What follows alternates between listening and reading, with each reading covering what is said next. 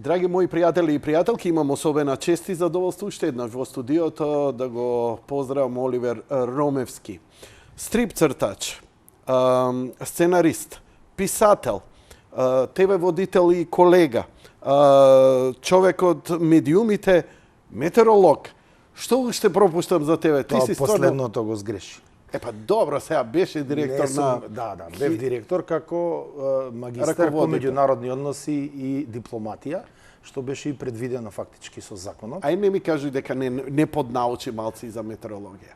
Поднаучив, за жал, и на потешкиот и на полесниот начин, но генерално се влюбив во таа наука, во метеорологијата, и ден денеска е дел од мојот живот, си комуницирам со луѓето што беа таму, дел од нив дојдоа вчера и на промоцијата, така да тоа е една заедница која што е многу благодарна, која што се фини луѓе од науката, луѓе кои што навистина почитуваат.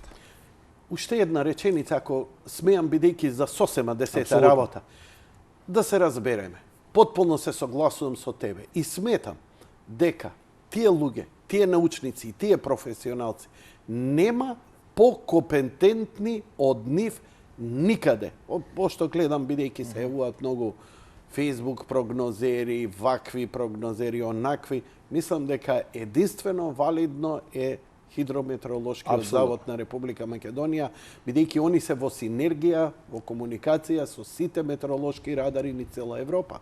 Видете, значи, Јанко, целата комуникација. Македонија е вмрежена со тој европски систем. Сега направивме, многу ми е драго што е за мое време, направивме конзорциум СИКОП, тој кој што е на ниво на Балканот, да не бидеме црна дупка.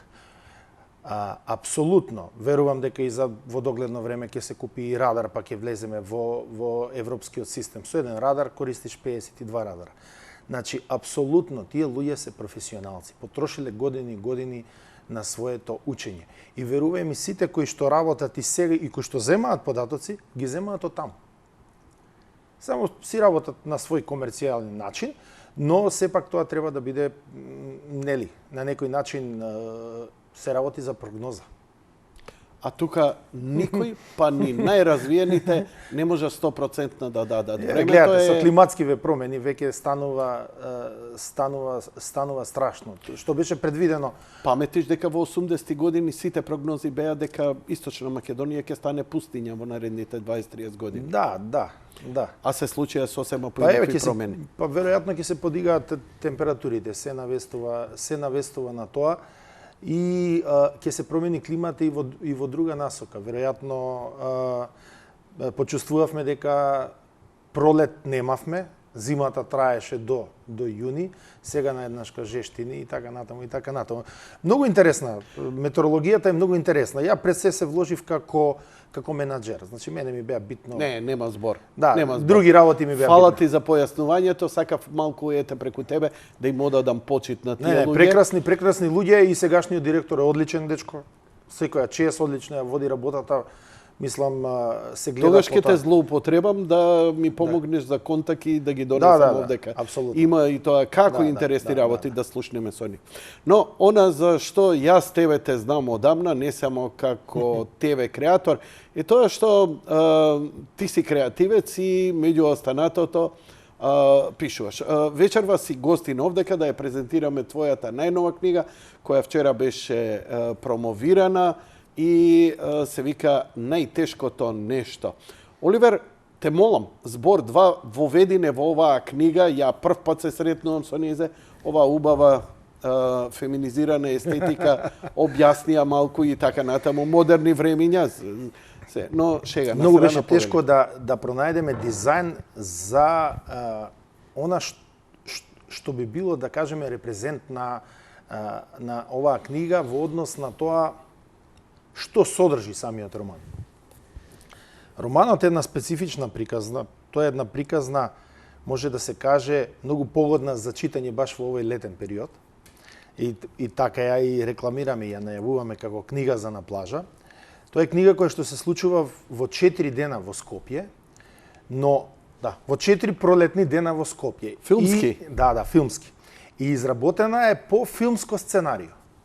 Ау, браво, ти па за тоа беше Да, прилично актуелен 2016 еден период. година заедно со Сектор Филм. Да, фришко е тоа завчера излезено. Овој се извинувам, почитувани гледачи, да миризба на нова книга ми се наеш. Да. Добро, повели, извини. 2016 година заедно со Сектор Филм, Да? значи конкуриравме на македонскиот фонд, филмски фонд и добивме поддршка за изработка на филм по моје сценарио, нели, The Hardest Thing, најтешкото нешто. Што се случи потоа? Пред да аплицираме на фондот, продуцентот на Сектор Филм, Владимир Анастасов, конкурираше на Комисијата на Европската Унија за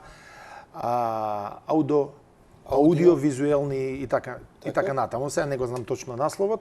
Се работи за комисија која што е репрезентативна, која што има, да кажеме, представници од неколку земји, филмски критичари, филмски актери, филмски професионалци.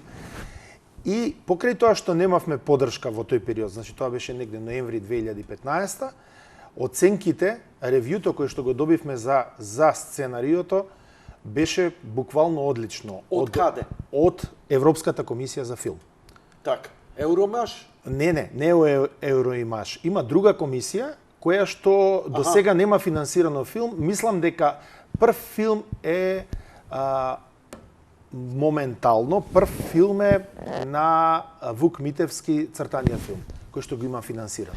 Тоа е комисија која што се бави и со култура, и со литература, и со филм. Ревјуто кој што го добивме од таму беше изненадувачки.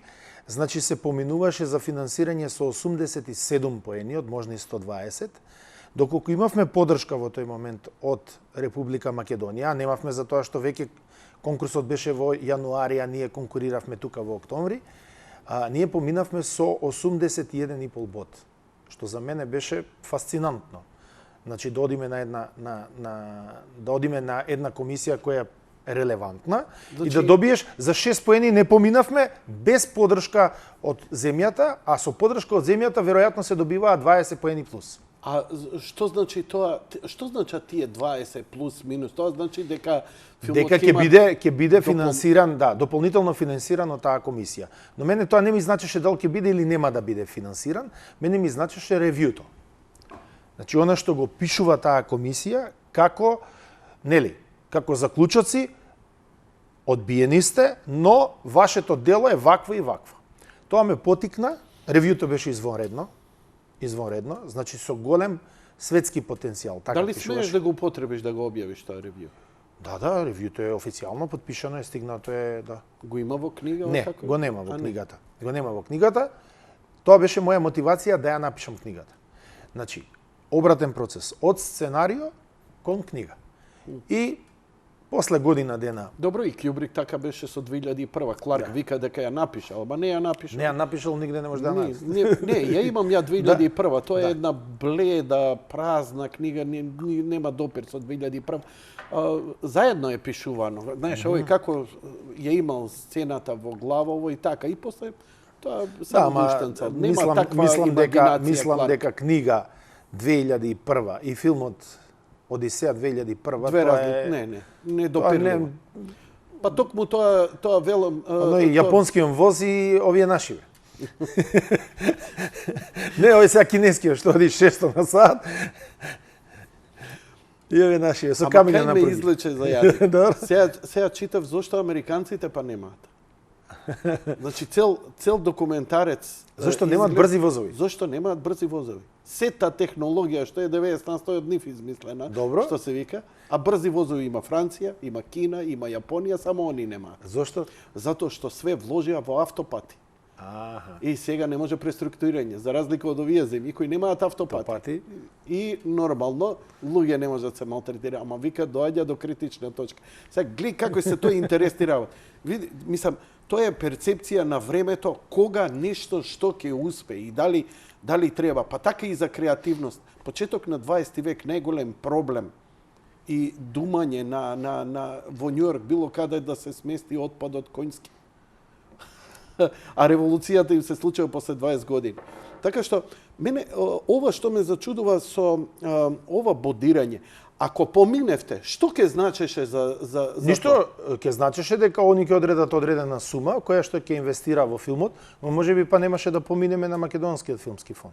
Зашто и таму има одредена комисија, нели, која што тогаш бодувала и одлучила дека тоа сценарио е добро. Јас се сеќавам со бившата министерка кога разговарав, викам зошто финансирате крајно вулгарно, негледливи, ужасни филмови од една колешка. Вика, затоа што вика, не можеш да ја одбиеш. Кога ќе ми дојде, вика, спакувано, со сите бодови, со сите финансии, со све, вика, едноставно гледаш дека има готов продукт, уште јас само, вика, немам ништо што да се занимавам. Значи, многу е тешка целата таа работа кога за еден филм, бидејќи не може државата да одлучи еден филм, ако ти не искршиш нозе, искинеш пар опинци низ цела Европа да добиеш поддршка. Веќе се работи за милионски суми. Не можеш веќе да снимеш филм за $20,000 како Родригес. Мислам дека тука малце се менуваат работите, дека веќе сите оние кои што работат во филмската индустрија сугерираат филмовите да се прават од 50 до 100,000 евра. Значи да се работи пошто филмската техника е сега поприлично ефтина и за изнаемување и за работа. Значи, оние гломазни продукции, кои што се работеле, да речеме, во изминатиот период од 10 на 15 години, веќе се ставаат по страна, тоа го работат големи продукции, со големи буџети, со големи пари, каде што веќе имаат сигурен пласман на филмовите на одредени телевизии, платформи, кои што веќе и тие учествувале со одреден влог во филмот. Јас имав некои контакти во последен период, затоа што работам едно ново такво сценарио, можам да го открием, се вика Последна ноќ, кое што е ниско буџетно за реализација, а доволно интересно и добро за гледање, барем според мене. Врати се на ова. Ајде, ќе се вратиме на најтешкото нешто. 4 дена во Скопје. Раскажи ми малце што ќе читам на овдека. Што ќе читате? Многу комплексна приказна, се работи за една драма во стил на Тарантино. Значи, во Скопје, во стил на Тарантино. Обидот, сметам дека е успешен. Значи, имаме една, се вели приказна за судбината и јагодите. Што значи тоа? Значи, имаме еден татко на едно дете кое што е болно од леукемија. Таткото работи со извоз на јагоди во Австрија, во Германија. И еден ден, поради негов превид, пошто е самохран родител, мајката не е тука, детето добива напад, има одреден тип на леукемија кој што тешко се открива само после напад, значи тоа е фактички се направени истражувања и утврдено дека е така, и го носи дете во болница, тука во нашата државна болница. И тука почнува да се отплеткува приказната. Го прима една докторка, директорка на оделот по онкологија, и смета дека на детето треба да му помогне. Ама, има еден маж кој што е битанга. Таа докторката. А тој маж случајно почнува да работи со овој човек кој што извезува јагоди и тргнува да го нормално, да го зезне. Ама тука се и тие бандитите кои што нели треба да ги позајмат парите. Логично е кај нас да имаш нели бандити кои што ги зајмат парите, тоа е модерно, тоа е тренди. Тие бандити што ќе ги позајмат парите за јагодите, некој ќе ги потроши. На комар, на женски, на така натаму. Во меѓувреме, еден од бандитите има обичај да си чува мигранти кај него дома, па да си ги трансферира, да си ги шалта. И тука се појавува еден заплет помеѓу сите овие луѓе и плюс уште едно 10 на 20 ликови. Значи, се движиме, одиме до Алепо во Сирија, од кај се дојдени емигрантите. Што е случката што тоа семејство на Ајдан и Зухра го натерало да дојде во Македонија и тука баш некој да ги заглави за да не може да додат понатаму затоа што остануваат без пари. Има еден лик, дедо Африм, кој што продава јагоди, кој што продава 30 години јагоди, кој што ги извезувал порано во Хрватска и кој што е најпоштениот човек и најубавиот човек во целата приказна, човек со интегритет, со честност, со она што се вели традиција. И кога ги гледа сите работи што му се случуваат, доаѓа до некакви соломонски решенија. дури и се консултира и со Оджа, и со Поп, и вели, што е работава, ја не можам да го сватам овој свет, каде отиде. Јагодите се буквално до крајот, додека не се истурат од еден камион, и крајот добие крај како што никој нема да очекува во... Поврзаноста на многу навидум небитни приказни што да речеме порано мејнстрим филм не би ги игнорирал. Така? Тарантино ги поврзуваше во интересни приказни. Но ме интересира ширењето на приказната дали воведува ликови и какви се тие ликови. Бидејќи велиш летно читање треба да биде смешно, треба да биде забавно. Има многу смеа. Треба да биде смеа. Бидејќи многу траурно зазвучи има многу дете болно од леукемија. Добро сега, да не ви откривам се, да не ви откривам крајот, да не ви откривам ти овдека имаш напишано на почетокот на самата книга, вели вака. Дај кадар. Вели вака. Некои ме нарекуваат судбина. Верниците го сакаат зборот Божја правда. Скептиците ќе речат случајност. Ова е доста интригантно, добро се игра со зборови. Има ли диалози така многу? Знаете што е куриозитет на оваа книга? Сите диалози од филмот се верно пренесени во книгата. Значи, ни еден диалог нема вишок, ни еден диалог нема помалку. Што е многу интересна работа. Втората работа што е интересна, испреплетувањето на ликовите. Значи, имаме еден диапазон на ликови од Кондово до Стајковци. Се смеам, веќе прочитав. Прочита нешто. Значи, книгата има многу хумор, ба ние сме како народ хумористични и у најголемите глупости ние сме смешни. Ајде, повели. Се извинувам, има експлицитни зборови, значи плюс да 18. Да, значи тргајте деца, затоа што е сепак ова.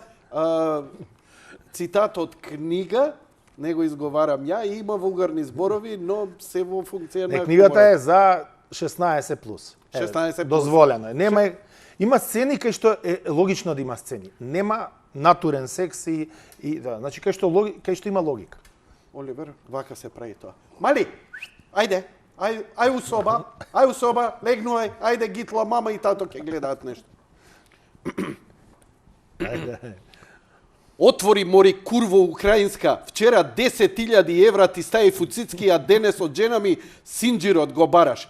Да не ти е златна, а? Да не сум јас, лепке нема да јадеш мамата да ти ебам. Ке видиш ти, уште утре ќе дојдат да те депортираат, да те вратат од таму кај си дошла. Се дереше во влезот со својот оперски глас израбен од вискито и цигарите, но страшен и заканувачки. Да можеше да се чуе, ке се чуеше како соседите од становите на катот полека дзиркаат ни шпионките во ходникот, но не ги отвараат вратите, не сакајки да си ја навлечат белјата на себе оваа вечер.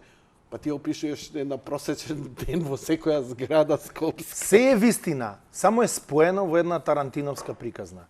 Значи, ќе препознаете во книгата за жал и немили настани, кои што ни се случиле, кои што сме ги читале. Не историски, не, од Црна хроника. Инаку има историски. Так. Значи, има настан кога оваа битанга се среќава со еден човек на улица Македонија и седат во кафичот на Дарио и тогаш сака да му ги земе парите, нели? И пред да се, нормално како секој здрав писател, мора да опишеш од кај дошло името улица Македонија, па султанот, па така натаму. Значи, книгата е правена по сите професионални стандарди кои што во моментот виреат во светската литература.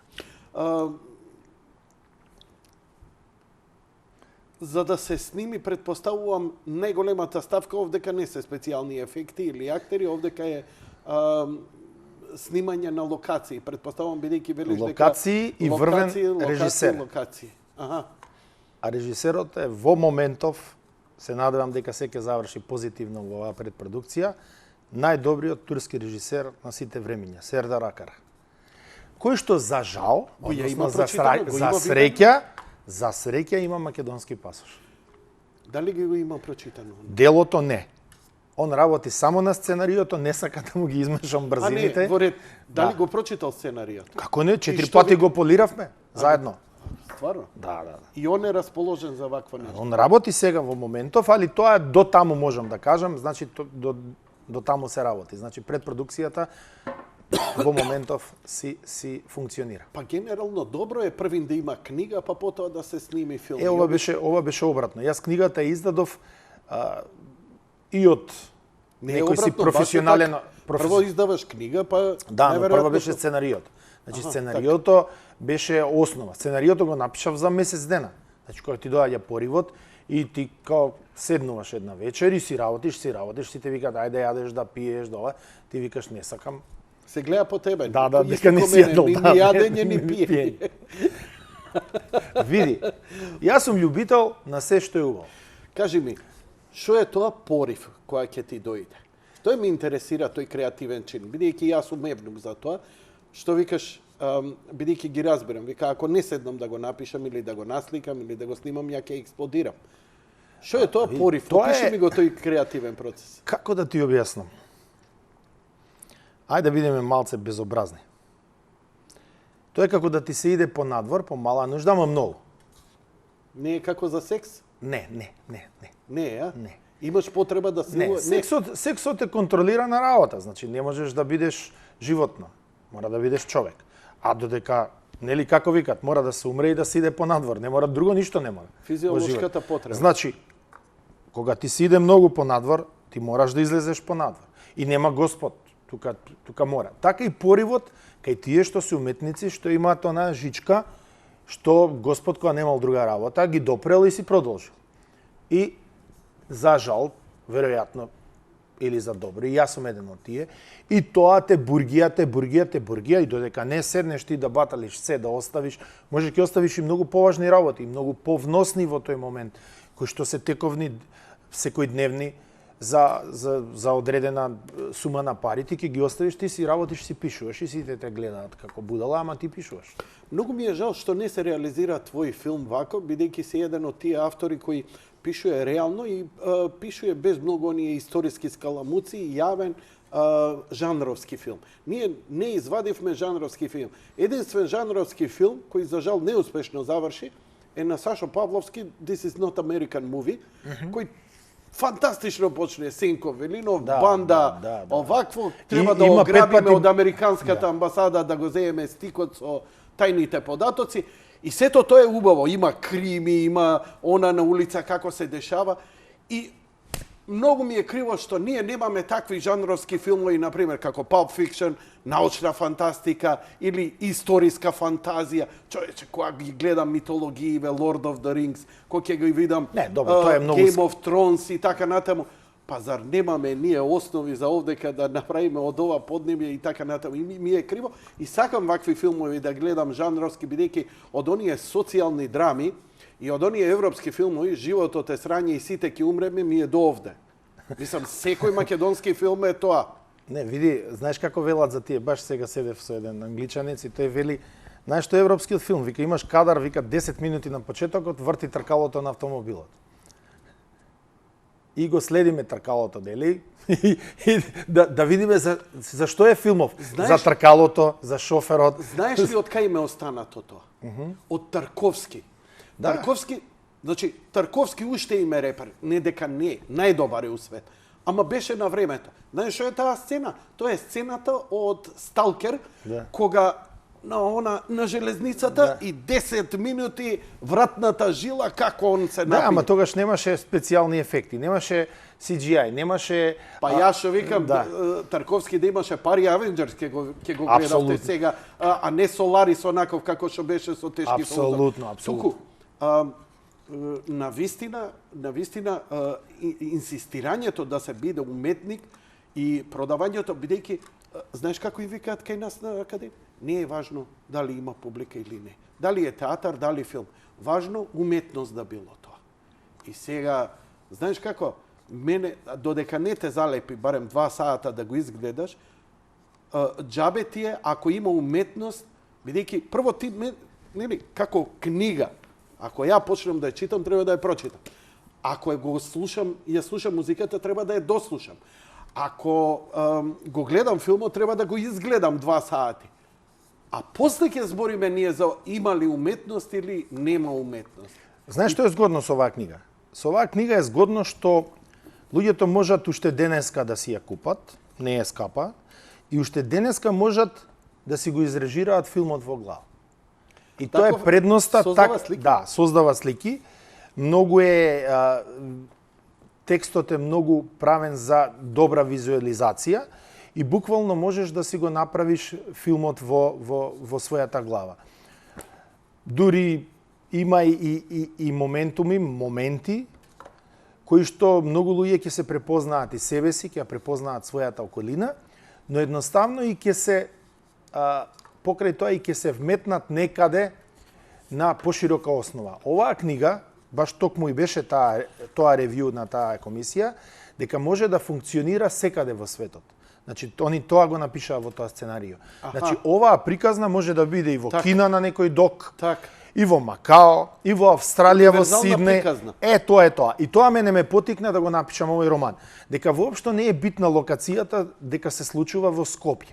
Затоа и тој лајт мотив јагоди може да биде било што лајт мотив во целата ситуација. Викаш не е скапа, што значи тоа? Па 400 денари. Не е скапа. Издавач е Адвербум. Да. Добро. Имавме една анегдота вчера со ќерка ми. Добро. Ќерка ми обожава да чита книги на англиски за нејзина возраст. Имам ќеркичка 8 години, Галена, покрај двата сина кои се веќе големи. Шубаво име. И па мајка и сакаше да биде Галена, да биде најмала, нели? Да, Галена е традиционално битушко, галичко, западно-македонско име. Па, Галена. Едниот е Давид, другиот е Огнен и Галена, нели, како финале.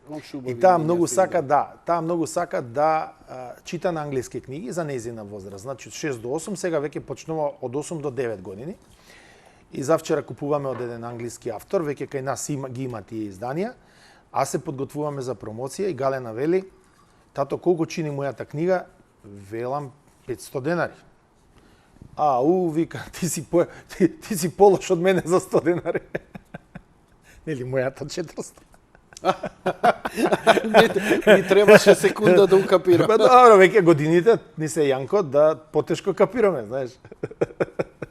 Игор Џамбазов така еднаш погрешно го најавив за погрешен датум, дојде на погрешниот датум од договорениот и ми донесе кило кикирики. Да, малце и ја го гледам. Така вика, тоа црпката малце. Добро, ти честитам.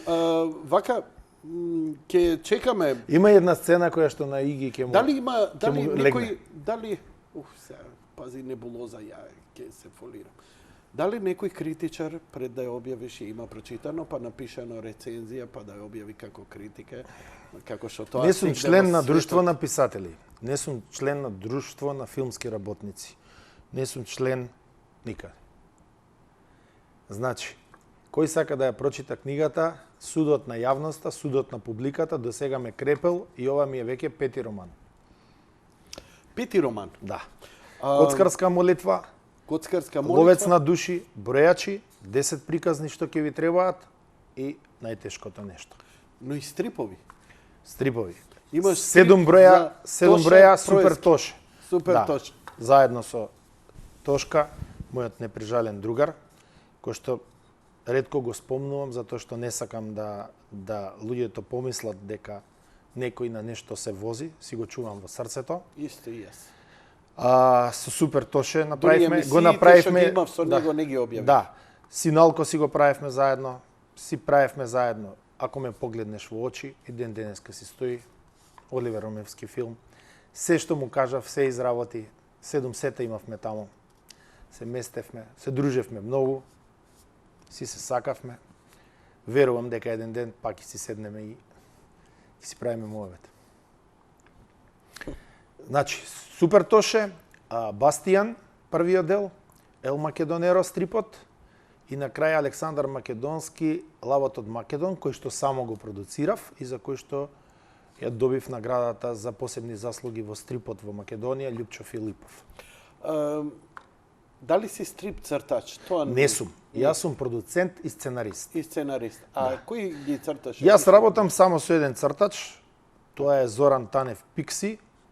Тоа е феноменален цртач. Мислам дека да бевме Франција, тој ќе беше многу високо котиран, да. Човекот е камелеон. Добар цртеж има добар. Да, одлично црта. Тони Анастасовски ги бои, значи ја не ги менувам тие луѓе. Сега малку се подзаборавивме во последно време, може ќе работиме нешто ново. Никогаш не се знае во животот. Најверојатно стрип цртачите Битно имам околу филмот се, кога се прави синопсисот до филмот. кога се прави сторибордот. Сторибордот, пардон. Да. Зоки е извонреден за сториборд, само што знаеш, продукцијата си одлучува кого да ангажира и како. Знам дека едно време се работеше на едно сценарио за филм за Цар Самуил. Да. И помина на фондот. Раскажи ми малце повеќе и за тоа сценарио и што се случи со... Значи, на барање на која година? Антонио Митричевски, мислам дека беше 2013. Се видовме во град, пиевме кафе и вели дали би можел да работиш на сценарио за Цар Самуил. Јас му велам да, ама мораш да ми оставиш барем едно 6 месеци до година, затоа што бара истражување. Јас ја познавам европската историја, тоа ми е дел од образованието, па дури и таа ми ја предаваше Јован Донев, така да прилично сум поткован во тој дел, но морав да си ги проверам, нели, таму има многу византиски извори, многу бугарски извори, многу македонски извори, таа приказна мора да биде како што треба. Ја направивме првата верзија на сценариото и тоа помина на филмскиот фонд и беше финансирано, мислам, со некаде околу €500,000, не знам, не ме фаќа за збор. Дејан Милошевски беше продуцент, со неговата Revolution, мислам дека се вика продуцентската куќа. После тоа направивме 3 варијанти во кои што се вклучи и професорот Венко Андоновски. Значи, ти не беше многу среќен заради тоа. Па, јас го почитувам Венко како писател. Ако памтам тие времиња, малце беше тогаш турбулентно, ама не за широката јавност, а малце така. На маргините. Која година збориме? Збориме 2013, 14, 15. Добро, ја памтам. И јас го почитувам професорот како еден доајен на македонската литература, драмски тексти и така натаму, но не мислам дека направи најстрекна работа со сценариото.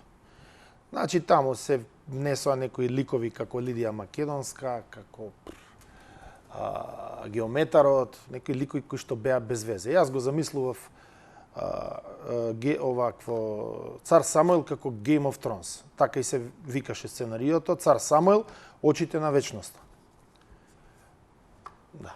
Значи, ден денес Цар Самуил си го сака своето царство и тоа трае и ќе си трае секогаш. И тоа е првата наша победа во поразот.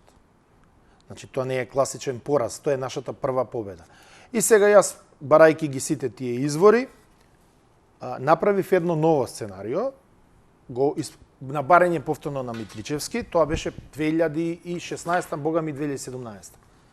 Значи, летото 2017, каде што го вметнав оној првиот 100-ти војник со едно око, нели, фактички првиот едноок, кој што ги води првите 100 слепи, а уствари е конјушар на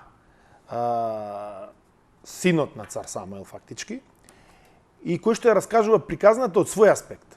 И тогаш добивме многу холивудско сценарио. И мислам дека сценариото добро помина, мислам дека најдоа и американски копродуценти и во изминатите 2 години нешто се случи со него и беше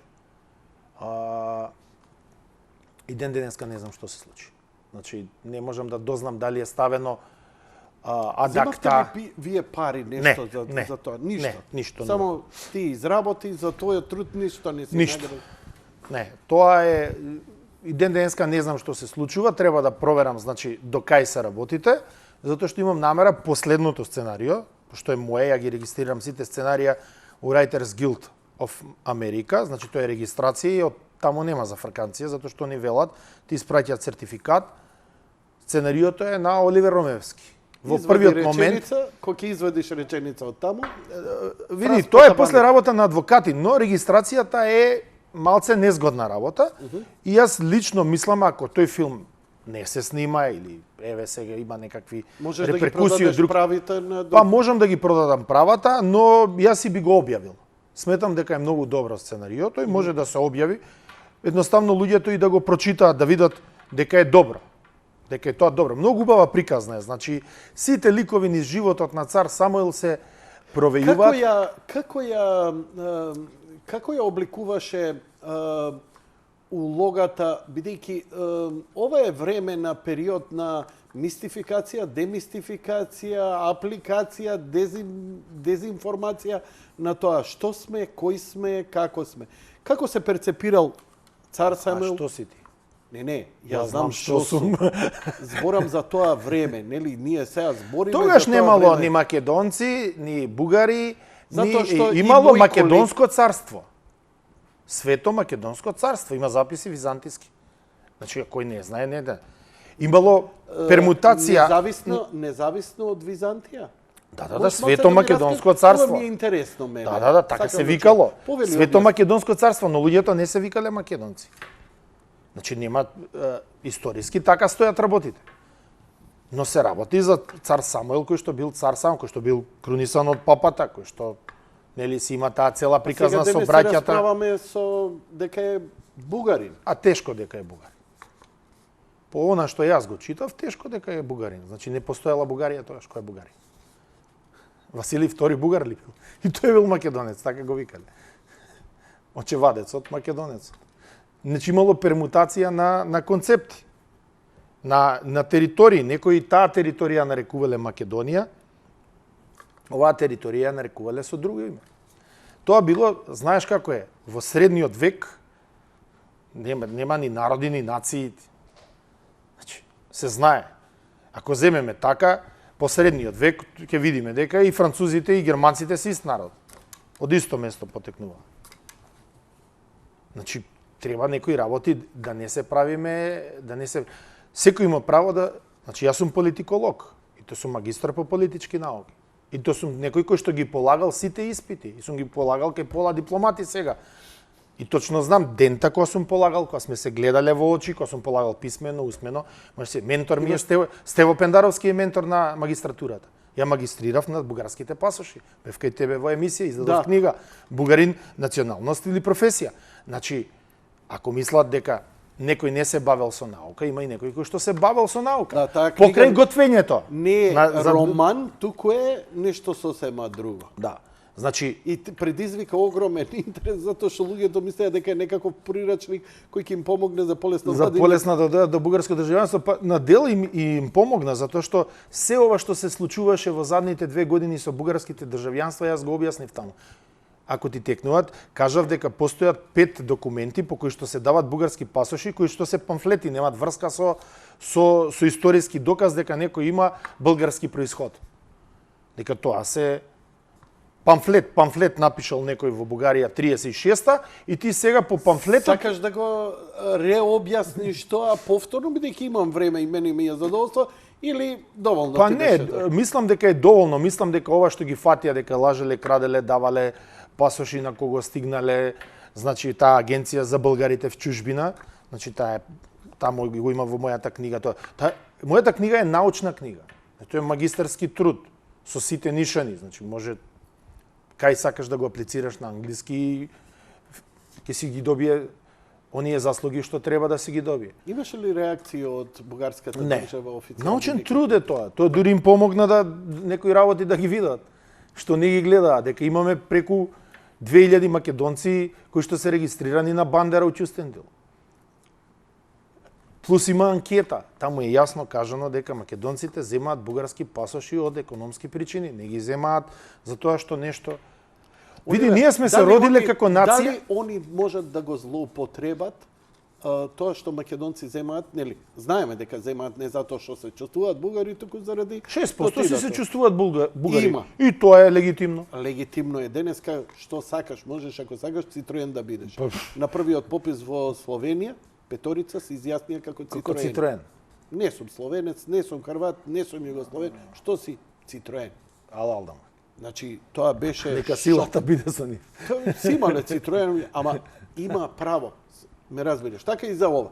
Но да се вратиме. Дали бугарската држава, тие македонци, кои сеедно земале бугарски пасош, може да ги злоупотребува утре во политички Да, цели. бугарската држава е тоа е еден од моите заклучоци.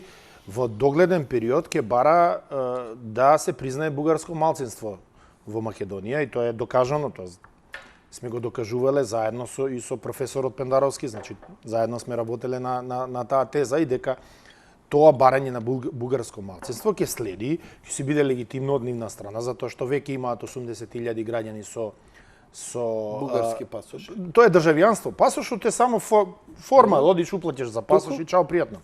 Па околу 80.000 кога излезе книгата 2015 мислам дека беше, имаше 52.170 и нешто. Бидејќи дали во процесот кога се зема бугарски пасош ти потпишуваш дека си и се чувствуваш како бугарин. Во Значи Македонија. добиваш уверение за български происход, дека ти си бугарин по. Значи како овие со Не се работи со природување, значи тоа не е природување.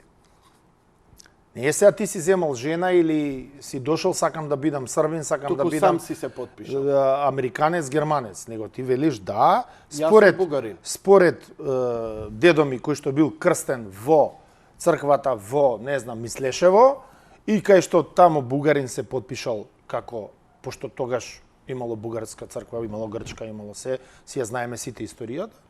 Тој што се потпишал, вели, еве, бугарин ме крстел, ти имаш български происход. Смеам ли да продолжам натаму? Не, терај, значи, тоа е дел од моето образование и креативата не е спорно. Па еве, нели ми се надоврзува, немам, ја едноставно малце хаотично го следам, вака како, нели, како молнија која ќе, па не знаеш кај ќе отиде, онака фрактално, така и разговоров.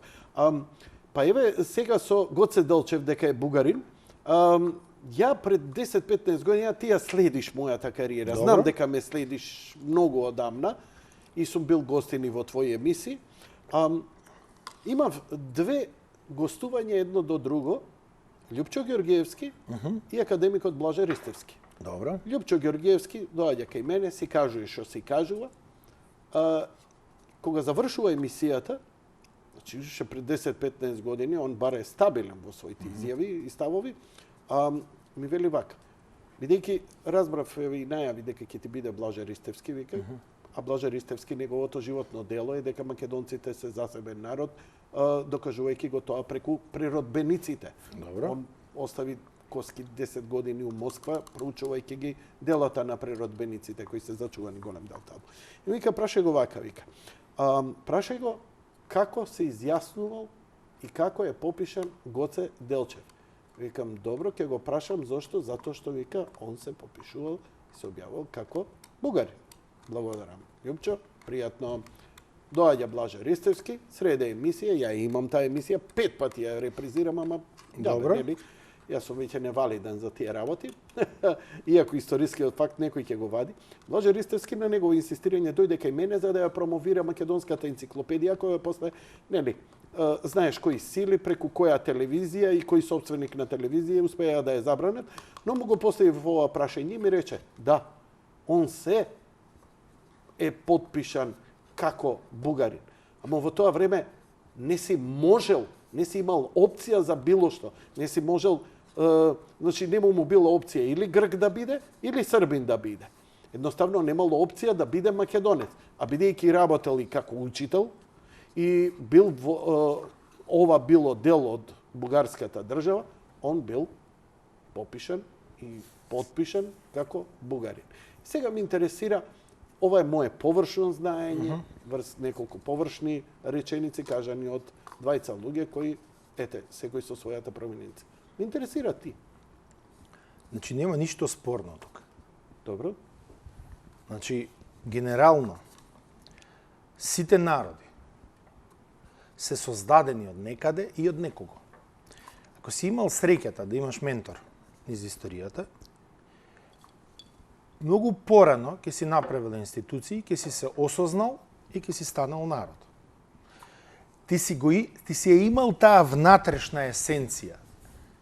Значи, без таа внатрешна есенција не може да постои народ, а овој народ ја имал таа внатрешна есенција. Значи, тука луѓето се чувствувале македонци. И тие македонци низ одреден временски период, борејќи се со сите тие негативни сили и негативни странски влијанија, обстанале, создале своја држава и таму можеле да се декларираат. Како се декларирал некој кој што морал да се декларира заради тоа што имаме денешната ситуација. Значи, нема да земеш пасош за да отидеш, за да излезеш, ќе го земеш пасошот. Дали пишувало на него Република Македонија или Северна Македонија, ти пасошот мораш да го земеш. Ќе го вратиш пасошот. Ти зависи животот од тоа, зависи животот на твоите деца, зависи твојата иднина, зависи пари не можеш да подигнеш у банка. Значи, оние политики кои што се водат се променливи.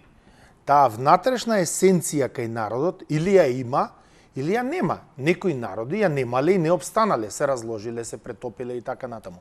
Македонецот очигледно дека го нема тој проблем.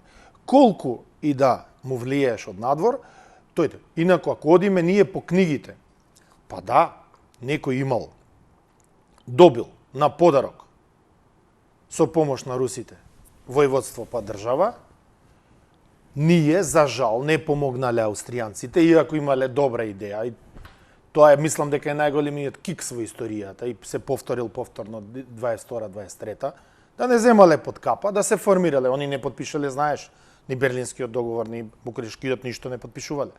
Не признавале. Доколку тоа се функционирало тогаш и се случило така, значи тоа е дали имаш и среќа низ историјата, како една фамилија, како едно семејство исчезнува, едно семејство живее 500 години, 1000 години. Но најважно што е тоа самочувствие, самобитност или ја што ја велам есенција. Ако ја има, ја потекнувам дел од Лика, дел од Србија, дел од Пирот, дел од Велес, ама јас сум македонец. Моите деца се македонци. Тоа е твој избор. Тоа е мој избор. И нема Господ кој што може да го смени. Тебе може да ти сменат документи, може да се можеш да ми направиш. Ама внатрешното чувство немаш. Не можеш да, како ќе ми го смениш внатрешно чувство? Како ќе ми го смениш кога ќе заигра некој македонски тим, како ќе ми смениш кога ќе запее македонска песна, како ќе ја на тешкото си плачам? Како кога ќе видам некој наш лик, едноставно се обидувам да сакам некој бугарин, некој лик да ми биде свеж. И ви србите ми се многу блиски. Се обидувам. Ама не ми прави порив. Чат пат на 10% за ноле. На 10%, ама тој е универзалец, знаеш, сите го сакат. Као за комшија, бе. Така. Као за комшија. Зар нема да му се израдувам на соседот мој што имал успех? Ма поише му се радувам па ја 3 ноќи не сум спиел Артин Шакири кога го даде голобе на Англија. Абе 3 ноќи не сум спиел, бе, сум го чувал на слика вака. Бе тој го дал срцето за таа земја, го дал срцето за таа држава, направил еден луциден потек кој што му успел. Нема што да се памти, тоа е влезено, готово, тоа нема више, немаш да го избришеш, ај пробај да го избришеш. Ај пробај. Се оваа видеотехнологија, пробај нешто симнеш од интернет да избришеш. Џабе. Секој што ќе помисли дека може нешто на некого да му смени, многу е грешка. Тоа да, кога се кинеа хартии, нели, Орвеловски пристап или Фаренхајт, ќе правиме малце, ќе ги палиме книгите и во ред. Заврши приказната, бе. Ставам нешто на YouTube вика, сите вие шетајте, ова ќе си вози. Додека трае светов и додека постои тој матриксот, ова ќе биде тука. И како на некого ќе му избриш. И секогаш кога ќе направиш нешто што е негативно, ќе се појави некој кој што ќе направи нешто што е позитивно не сакајки. И ќе те поклопи. Тоа е тие првите 3 збора. Некој мислел дека е случајност, некој мислел дека е Божја правда, а некој го нарекуваат судбина. А некој судбина. Значи од тоа не се бега. И тоа е најтешкото нешто. Па во Матрикс, нели, како е целото објаснување? Нео е 6-та верзија во Матриксот, затоа што е едноставно во несовршеноста во несовршеноста, он произлегува. Он не е по негова волја. Едноставно целиот универзум Како во викаше, кој се идејата е зрнце. Да. Што ќе и правиш? Што ќе и правиш? Тако ќе тргне јадрото да расте, ти не можеш да го убиеш зрнцето. И за да колку е силна една идеја, мораше да се мултиплицира Смит негативниот за да му парира. И тука е многу јака символика во целото тоа сценарио како е опишано, затоа што токму ова го збори ти што го збори. Дури и да не сака некој, ќе сними некој филм. Син ми има снимено аматерски филм, кој ја морам да ти го покажам. Јас се ежам. Морам, ај се Забегавме. Го промовиравме. Филмот се вика Дефектни патриоти. Го сними како средношколец, со актери, со глумци, со сцени, со све. Научникот сака да создаде супер човек. Добро. И готви крчка и му паѓа скопско пиво. Од таму излегуваат тројца. Едниот ретардиран, другиот джамбас, третиот флетлайнер, али сите способности. У суштина, Powerpuff Girls. Да. И он дефектни патриоти. Едниот иде по автобуси тепа тие што фрлаат јадење, другиот таму некој фрла ѓубре на улица, ваму таму, третиот Македонија. Сите се они патриоти и сите се дефектни. Такво ремек дело ги вика градоначалникот, градоначалничката, што е вика проблемот, сите доаѓаат, вика теглата со крстаици не можам да ја отворам. Знаеш, такви работи. Ја викам, синко, ако имам пари, режија студира. Прво што ќе финансирам, тоа е овој проект. Бидејќи целава оваа приказна, ја не знам како допрело до него. Он допир немаше ни ВМРО, ни СДСМ. Не, тоа уопште не е. Целава оваа приказна ја ука на некој си, како да ти кажам. Тоа е негов израз, тоа е негов, како да ти кажам. Тоа е она ти што викаш, дури и да не сакаш, ќе произлезе, вика, овака од него ќе излезе. Значи, дури и да не сака да го каже тоа што ние ќе го видиме. Значи, он е креативец. И креативност он мора некако да ја изрази. Значи, он мора нешто да направи. Дали ќе ја скрши чашава, дали нешто ќе направи. Имаш ти, во бизнисот имаш креативци. Значи, тие што се искрени бизнисмени, имаш менаџери, креативци. Прават спинови внатре во самите организации за подобро производство, за подобар пласман, за подобра продажба, за подобра значи освојување на пазари. Но со внатрешни спинови, внатрешната организација ја менуваат и ја пуштаат према надвор. Значи, во тој дел се креде, ќе видиш, ќе речеш ово е бре некој нема врска Ој знае сабале да се избриче, да иде на работа и да клима со глава. Нема врска? Многу интересен тој креативен дел и повторно ќе се навратам затоа што сега пишував колумна, инаку да знаеш, имаме 25 години од Пред дождот. Да. Имаме 20 години од Матрикс. Имаме 50 години од Кјубриковата 2001 година, која напишав рецензијата, намерно ставив... Имаме и прва година од најтешкото нешто. И ставив дека 4 децении, никој не го примети. Намерно напишав на место 5 децении, 4 децении. Пази, и временската рамка веќе тешко се перцепира 4 или 5 децении, бидејќи знам, ја на рака ги броев, викам, ајде да видам дали некој ќе го напишам, па дали некој ќе ми замери. Никој сега за сега. Ма си имаш генерација која што не знае еден 9 префикс пред него. Значи не може да каже 1999-та. Имаш сега веќе генерација 19 години се 18 години кои што се родени 2000-та и готово. Сакам да кажам, каква и да била идејата, што сакал да сними, испаднало сосема друго. 2001 година филмот станува култ после 10-15 години. Некога излезе. Знаеш ли која е првата награда која ја добива он? Не знам. Првата награда добива од католичка црква, додека сите се чудат, бидејќи нели Pulp Fiction била научна фантастика, имаш сега еден филм со 2 страни диалог. 2,5 сати, нема текст, нема ништо, слика, што сака да кажа. Не било научено на такво нешто. Колку бил напред од своето време. Католичка црква му дава награда, филм кој на најдобар начин го покажува човекот спрема неискажливото. Односот спрема Бог. Они така го доживеа. И има такви милион примери. Например, Станислав Лем, кога го видел Соларис на Тарковски, револтирано станал, вика, вика, нема врска. Пази, Соларис е филм за однос на човек со Господ. Планетата символизира Господ, му ги враќа мртвите и така натам. Лем, кој го напишал, ремек дело е книгата. Вика, ни на крај памет вакви асоциации. Вика. Па што ви беше? Вика, комуникација на човек со елиен. Да. Сега елиенот бил голем како, значи, виш интелект. Какви божествени, какви слоевити.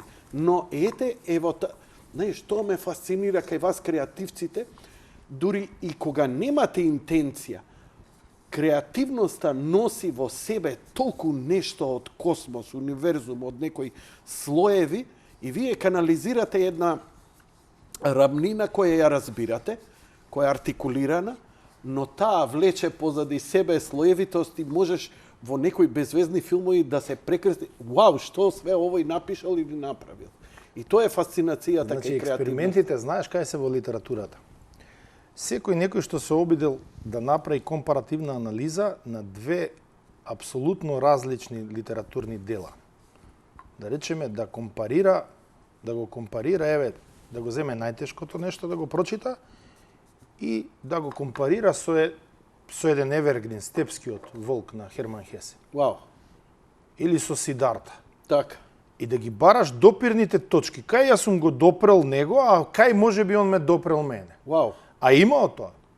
Затоа што со самото тоа што ти си го прочитал ремек делото, ти имаш траен белег, траен генетски код во себе, во твојата литература. И затоа е опасно. Ја, например, кога пишуваш сценарио, не смееш да гледаш многу филмови. Не смееш да гледаш ич филмови. Истото го викаат тебе моите пријатели креативци. Кога создава музика, не смеам да слушам. Не смееш да слушаш музика.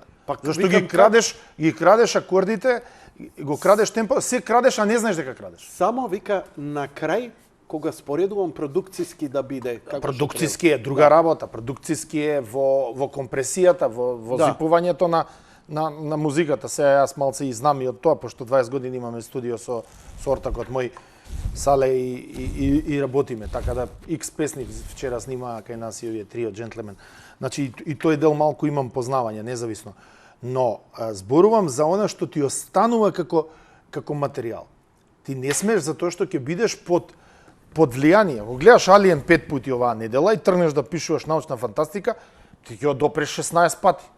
Што сакаш, не може да ти дојде оригинална идеја. Ти мораш да работиш на Алиен. Сакаш да ми кажеш тогаш во нивото на образување е најдобро, ако ништо не знаеш друго, барем класиците да ги имаш. Бидејќи тука нема промашување, од негде мора да почнеш од некоја азбука. Значи, јас вака би го направил образование. Како би, што би му 100 книги што морате да ги прочитате, 100 филма што мора да ги изгледате, 100 представи што мора да ги изгледате, 100 уметнички дела што мора да ги знаете наизуст, 100 места во светот, историски, туристички, независно што мора да ги знаете. Значи, еден диапазон од 20 позиции по 100. Доволно им е да бидат подковани за понатаму. Тоа е многу интересно затоа што скоро имаше некое читање. А вака ги имаме со сите петки. Врска нема, деца. Врска нема, сите петки. Сите петки не знаат ништо. Важно укина екстерно. Тоа па екстерно па правеше стресови, да ти кажам. Јас колку стресови имав со огне мој. Еве ги сега стресови, 400 за 300 места. Значи, ова е несистемски. Значи, мора да направиш систем. Ама не можеш да направиш систем, сите се со петки. Ама многу е лесно. Нема филтер. Не, има филтер. Филтерот е обратен. Како што беше порано. Приемен испит? Не. Во средното училиште примаш 50% со петки, 10% со четворки, 10% со тројки и 20% со двојки. И да видиш тој со двојката како ќе се бори со тие со петките, пошто ги гледа се дека се дудуци и дека се со врски. Приемен. Приемен таму кај што навистина има. Чуму приемен? Приемен треба биде англиски, дали знаат француски или германски или што веќе имаме. У последно време и руски ќе им треба. Оливер, многу ми е жал што визуелно, медиумски не се реализираат. Одамна те знам, бидејќи многумина нели треба да си член на кабинети, да напишеш биографија за некој собственик на градежна компанија, па Види, да станеш угледен. Дозволи да ти кажам искрено, може би ја не би го одбил господинот. Е веро. Нова кола си е нова кола. Како сакаш да го свртиш? 40.000 евра не е малце за една книга. Па добро, тоа е веќе нов стан. 40.000. Нов стан. Сакам да ти кажам друга работа. Малку ги има луѓе креативно кои пишуваат. Во колумни не сум те забележал, но во книги и сценарија имаш тој шлиф. Имам и една друга, веројатно подзабораваш. Сакам да ја довршам. Мислам, Извини, те прекинав. Добро. Не, во ред. Има уште неколку луѓе, еден од нив е Сашо Мацановски Трендо. Изворедно знае да напише сцена, диалог и така натаму. Но не постои некаков услов, освен кај тебе, што мораш ти тоа да го направиш, бидејќи кај тебе е физиолошка потреба, да се направат сценарија, да се пишуваат такви книги, да се напишат серии. Кај нас имаше неколку обиди за серии, и ја тоа не знам како успеваат да ги направат подосадни, помизерни, понегледливи. Мислам, кога ќе ги видиш турските серии, некои многу ги критикуваат, али брат, тоа е машина страшна. Тука има драма, вулгарно направена, ама влече внимание, пошто серија тоа треба да биде.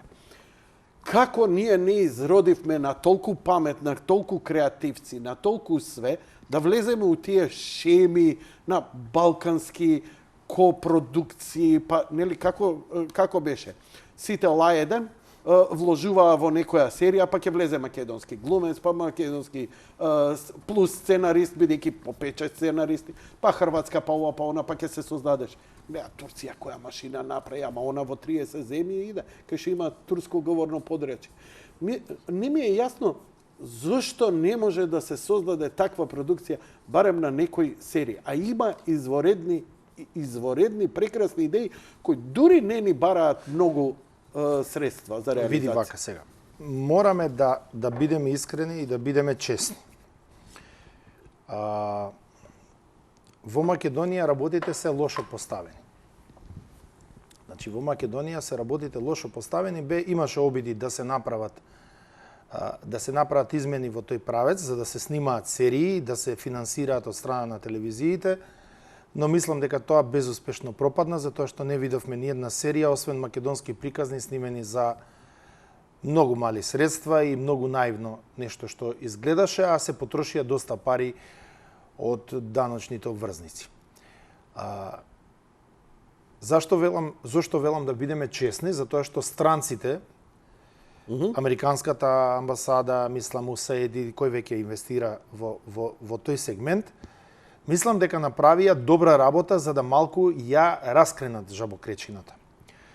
Еден преспав сметам дека е доста солидно направен. Јас лично, како човек кој што е... Ја не викам солидно, не солидно. Не предизвика голем интерес, не предизвика... Мене ми се допаѓа. Мене ми е серијата разби брига. Значи, она баш има добри штосеви, има добри ликови, не се сите ликови, да кажеме, до крај погодени, но има 5-6 лика кои што навистина држат вода и може да понудат одлична забава. Направен е еснавски, солидно, спакувано е тоа што е студиски, мене ми се допаѓа. Сега може ќе грешам душа, ама мене ми се допаѓа. Исто така ми се допаѓаат вчерашни вести. Значи, исто тоа е финансирано од странци и добро изгледа, и добро е направено. Дури оној дел играниот, мислам дека е многу солидно направен за разлика, да речеме, која што е идејата, вести, панели, прилози и така натаму. Исто така имаше 2-3 обида кои што беа со добра четврка. Значи, имаше еден обид, инсайдер, мислам дека се викаше. Збориш као финален продукт или збориш као сценарија? Ама не, сега зборуваме за производ, затоа што имаме од една страна ништо, едно големо ништо од нашите телевизии. Така. И имаме производство кое што го финансирал некој. Добро. И тоа искочило доста солидно. Зошто значи, по тебе... не смееме да компарираме. Добро. Зошто по тебе тогаш лошо помина? Мислам дека преспав не помина лошо. Независно. Знаеш што е добро? Нешто што има 10 сезони. Тоа е добро. Барем 5 сезони. Види, не можеме да го компарираме нашиот пазар. Ние имаме тековен проблем. Нашите фирми не сакаат да учествуваат во снимање на серии на филмови. Да не влеземе у тие води. Не, ама тие се главните води. Ама све ми е јасно, не ги ослободуваат од данок. Не овакво не. Ти погледни српски филм. Значи, српски филм, таково фруктал, муктал, кој ќе ги наредат на крај, тие собрале 200.000 евра. Рускиот филм е исто. Рускиот филм исто. 200.000 евра. Видиш, значи, интересот на компаниите е да се направи добра серија, таа да биде гледлива, па може и нивните реклами да бидат натре во серијата и независно како веќе ќе биде продуцентскиот дел. Кога можеше во петиот елемент да ги има Макдоналдс, како да не може? Зошто да не може? Океј, не може да ги, значи, но и да ги натераш фирмите, не можеме да викаме ние сме све супер, а фирмите не чинат. Значи, не може едноставно реакцијата на публиката е... А што барат фирмите? Светско ниво, некој па 2 милиона луѓе сме. Најгледаниот филм е со Тони Михајловски, овој како се вика Баба Зумбула. Баба Зумбула, Парада е најгледан странски филм. Така. Да, 100.000 гледачи е најгледан филм во Македонија. Колку заработил? 100.000 марки. Значи не можеме и од тој аспект. Значи кај нас па onda да баталиме бе Оливер, ако не може. Ама не можеш да баталиш, значи не можеш ти културата да ја оставиш на баталување. Имаме и добри филми. Ѓорче Ставревски направи одличен филм. Исцелител, тој е одличен филм. За ефтини пари одличен филм. Ова исто така како беше Mocking of the Christ, како беше последниот? Ругање со Христос. Ругање. Извореден одличен филм. Кој го гледав? Да, последен го гледав Ослободување на Скопје, еснавски филм, таман направен. Сашер Беџи е тамо, мислам тоа е ведета наша балканска од сите размери. Нема збор. Значи, еснавски филм, можеби нема нешто, али по представата е така убаво склопен. Зборам за сцена. Петрунија не сум го гледал, велат дека е одличен филм на... Убеден сум, исто како ја не сум од Тито Велес. Добро. Сакам да ти кажам. Значи, познавајќи ја музиката, зошто со 103 имаше голем отскок и на музичката сцена во Македонија? Затоа што имаше една платформа. Не беше 103 само таа која ја дигна, него едноставно едното со другото. Дечките имаа МКЦ, ја имаа 103, па си ги имаа своите локални и се имаше нешто, се претакаше едно во друго. Ние имавме некакво влијание токму заради нив, они имаа своји промоции заради нив и алтернативата се дигна на едно високо ниво. Денеска овие двајца шупци кои ја владеат веќе 20 години, гробарите, на едно мртво тело. Зборам, значи, ама што имавме? Ние немавме само уметнички исказ, имаше и поп музика, не вулгарна, али имаше и поп музика, и рок музика, и алтернативна музика, и етно музика. На една сцена мора да има разноликост. Не може да има, нормално е дека не може све успешно и неуспешно. Не може све да биде социјална fucking драма, бе, Оливер. Затоа ја те викам тебе, затоа што знам дека пишуваш жандровски, ми збори за Pulp Fiction, нешто што ќе ми го предизвика вниманието, онака ќе ме освежи, освен да гледам. Па ти погледни бе, денеска кој е најзборен и најпамтен филм? Чичко Кумплун, кој ќе го спомнеш, сите знаат. Зошто? Затоа што, Pulp Fiction приказна е и тоа. Легендарен филм е тој. Ама да не се лажеме. Викенд на мртовци е исто еден од најдобрите филмови. Баба Зумбула е чиста копија, иако е овој маратонци, таа приказна. Тоа е мртовецот, види, тоа е клише америчко, мртовецот во тепих. Сенко Велинов, да ти ја кажам идејата, јавно, и ќе му ја продам, затоа што поминаа 15 години. Ми доаѓа и ми вика, сакаш ли да глумиш у серија? Како не сакам да ја у серија? Што треба, каква серија? Ека, ќе се вика Ни сексот, ни градот. Тогаш најпопуларна беше Сексот, ни градот. И требаше да биде контрапункт на македонска приказна Ни секс, ни град. Нема Ни секс, ни град. Зар бе, викам, кај можеме ние тоа да го изведеме? 4 дрипци кои седат у кафана и само оговараат кој што во она со нивните приказни со женски и никој не му успева, а ти вика треба да бидеш дебелиот оној газда на кафаната кој ти вика кај си бе женски тебе, пери не бе за никаде сте. И јас се одушеви. И што бидна со таа идеја? Оригинално? Евеа 15 години. Оригинална. Зар треба имате нешто? више јубилеј 102 епизода. Ама што ти кажу? Што ти кажу? Такви прекрасни идеи ќе чујам. Или да ти кажам, The Big Bang Theory издржа 12 сезони, така е, извозе во една како ситком, 12 сезони. Се македонска верзија. Уметник и математичар живеат у соба. Еден со друг цимери. Сега замисли ги, едниот е уреден, прецизен, другиот е и така натаму. Има идеја за ваква една серија. Не знам дали знаеш дека таа серија спомна цимери на Алфа, која што ја направија за многу ефтини пари, имаше неверојатна гледаност. Народот сака македонски збор, сака македонски актери, сака македонска памтиш серија. песната Декси бе цимер? Да. Значи, сака да се препознае, да се идентификува, да му се смее. К-15, шо беа? Раскажувачи на вицови. Ама се препознавме, ги знаевме комшиите. Не само тоа, форматот е многу важен. Форматот. Ти текнува радио Кавадаречка династија. Да. Па тоа се тие работи. И сега што треба, што ни треба? Не, уметност, некоја филм, мислам, дај бе да ги мора институциите, мора и државата и системот да подпомагаат да се создава уметност. Така. Значи не може да Не може без затоа што велат независна сцена. Тоа само Они у на Холивуд независната може. сцена во 2015 и воведоа ДДВ. Сакајки да ги оданочат Саша Ковачевиќ и компанија. Па оданочете ги Саша Ковачевиќ. Зашто му ставате ДДВ 18% на нешто што е креатива? Значи Оливер Ромевски седнал, напишал стендап представа, па го земал Сашо Тасевски, па вежбал со него 2 месеци, му ја продуцирал, му ја режирал, од не стендап комичар направил комичар. Го изнел на универзална сала, направил 3 пати по 1500 луѓе со "Не ме лечи докторе" и као честитка, нема проблем, сега картите ќе ви бидат со ДДВ. И морам да ти честитам, затоа што едини се свести дека светски тренд е стендап комедија. И ти со твојот проект стендап комедија, Стендап Македонија е мој Стендап бренд. Македонија се И изведува. од 2011 јас сум горд на Стендап Македонија. И благодарејќи на тебе, ја запознав шармантната дама која беше гостин овдека со низината книга.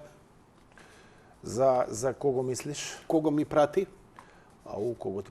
Ивана Наскова, да. Ивана Наскова. Да. И хрватот Домагој Пинтарич. Домагој Пинтарич. Па, јас да ти кажам, јас сум ги донел во Македонија од Милан Каленич до Лане Гутовиќ 6 пати, Срđan Јовановиќ, Срđan Ивановиќ, Домагој Пинтарич, Марина Орсак.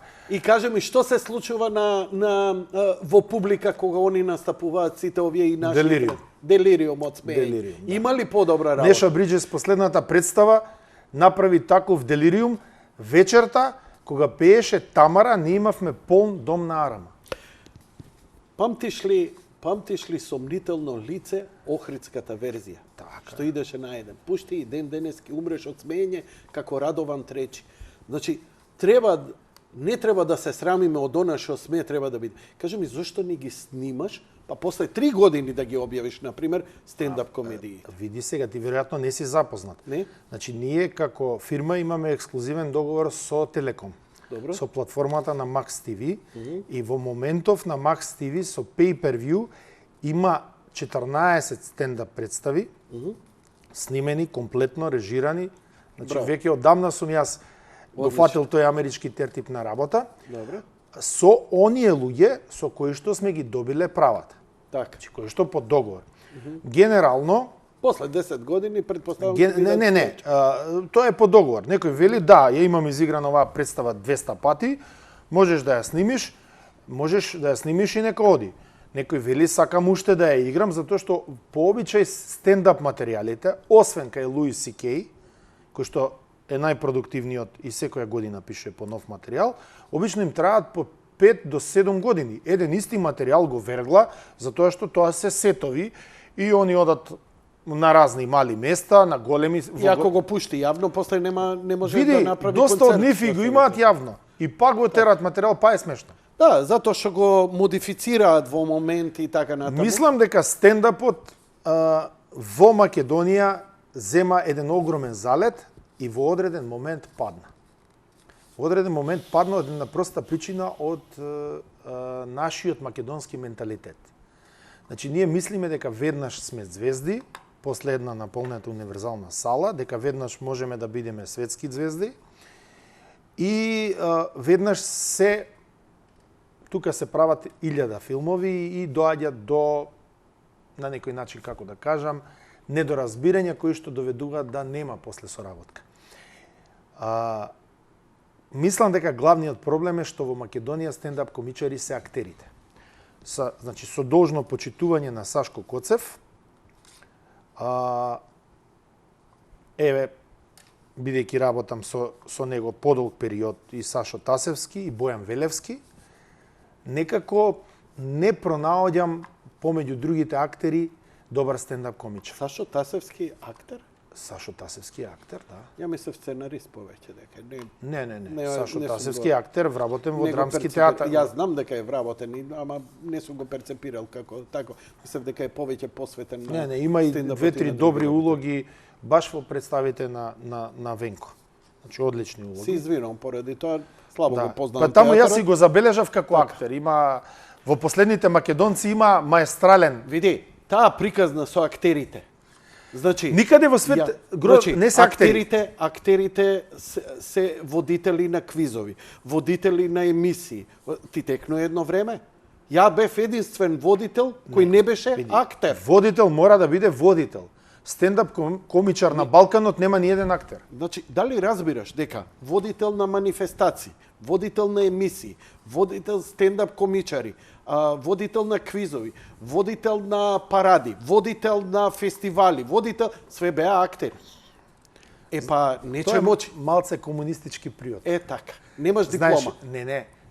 Ги оспособивме актьорите да терат работа. Оливер Ромевски ја напиша најтешкото нешто, ја промовираше вчера.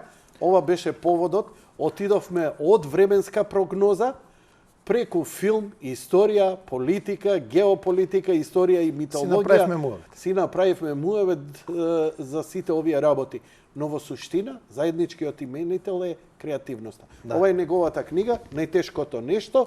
Роман, урбана драма со бројни неочекувани љубовни преврати, еден вид сурова приказна за љубовта, религијата, за злото и предавството, но и за непредвидливата и неретко монструозна човечкова особина за нанесување голема болка поради алчност и страст. Наративниот текст се испреплетува со низа настани што изобилуваат со нечесни игри, уцени, физички пресметки, принудни бегства, па дури и убиства. Приказна за изборот или одлуката да се скршне лево или десно на крстосницата на животот. Но, според Оливер Ромевски и покрај овие драматични писанија, ова е забавна и лесна книга за читање. 400 денари, ад вербум во книжарници. Во сите книжарници. Ти честитам. Фала ти. И фала што дојде и... Таа е за тебе, сега ќе ти ја подпишам. Thank you very much. Почитувани гледачи, тоа беше се за вечерва. Благодарам за вашето внимание. Лека ноќ и пријатно.